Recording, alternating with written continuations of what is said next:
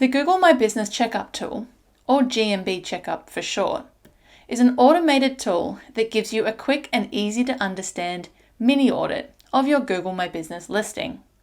Your Google Business listing is likely a significant, if not the largest source of exposure for your business online. So it's important that your listing is up to date and optimized to get in front of as many people looking for businesses just like yours as possible. The GMB Checkup tool is quick and easy to use and will give you specific actions that you should take, or at least consider, in order of priority. To access this free tool, again, you'll need to start with a login URL. This is cedar.gmbcheckup.com. Once there, click on the blue button to log in with your Google account again and provide the tool with access to your Google My Business listings. It's important to note that the account you use to log in here must have access to manage your Google My Business listing. Some data will be shared with the team at Cedar for reporting purposes, but it won't be associated with your specific business name or listing. If you're not happy to share this information, you can opt out by simply clicking the Just Show Me My Checkup link. Once you've followed the prompts and logged in with your Google account, you'll be taken to the GMB Checkup homepage. If you have access to multiple Google My Business listings, at the very top you'll be able to choose which listing you would like to see results for.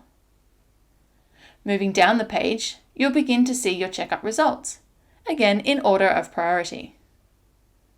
Under the Performance heading, you'll also see some handy reporting insights relating to your listing, along with some benchmark figures for comparison. It's important to note here these benchmarks are global, not specific to your industry or region.